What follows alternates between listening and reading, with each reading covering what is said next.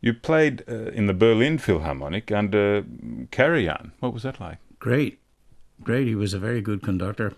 Nice guy. Approachable? Oh, yeah.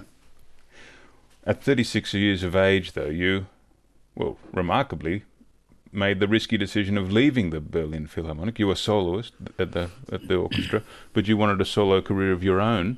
Why did you make that decision?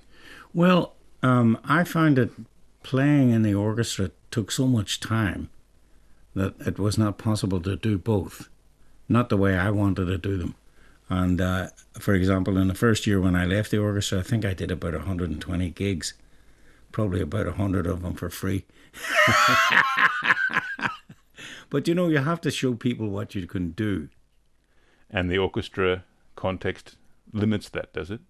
Well, you're there and you're nailed to the seat. And Well, you know, you have a certain number of rehearsals and a certain number of concerts which you have to do. do you ever think what would have happened to your life had you stayed? Yeah, I'd still be playing in Berlin Philharmonic. So do you consider yourself a showman or a musician? um, well, I never considered myself a showman, but I've never really conformed to this stiff type of behavior that people go in for and they say, oh, we can't do that. I'm a classical musician. I only play Bach. Well, imagine having a life where you only play Bach. Well, It's got to be a bit tedious sometime.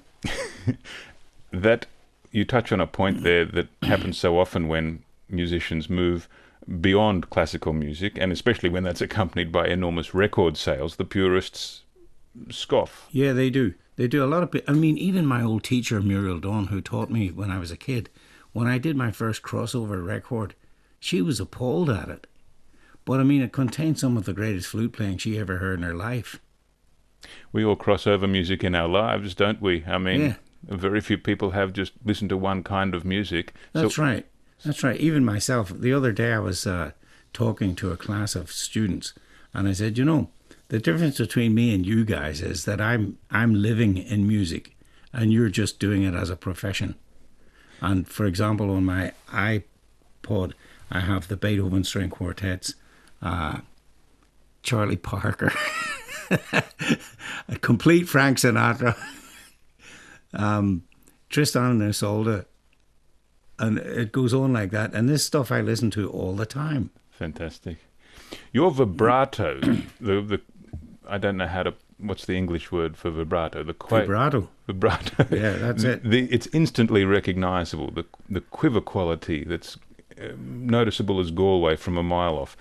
How important is it to you as your means of musical expression? This was another thing, you know, talking here about the English school. The leader of the pack was probably Gareth Morris, and he played without vibrato. But I think there was a reason for that. I think he used to play with vibrato, and as you get older, it's more difficult to do because you lose the muscle tone. And, you know, Rostropovich told me this too. He said in a conversation with me once, Zimushka, I like to play one more time the Bach sonatas. He said, before I lose the muscle tone. Yeah.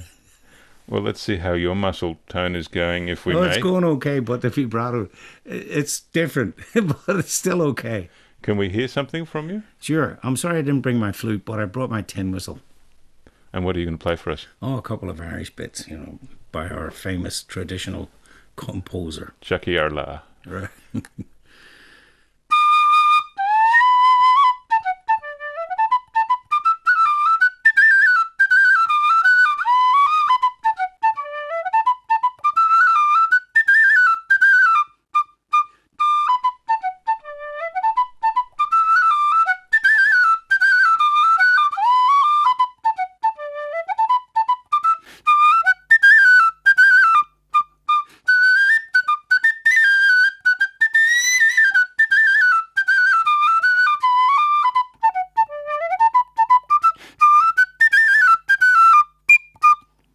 Bravo.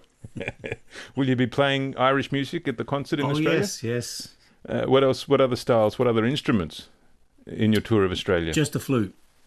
Melbourne, Sydney Opera House, Adelaide, next week in Brisbane. I want to know, are any flutes akin to the Stradivarius violin? No. No, I mean, the flute at the moment, I think, is being built better than it ever was in the whole history of flute.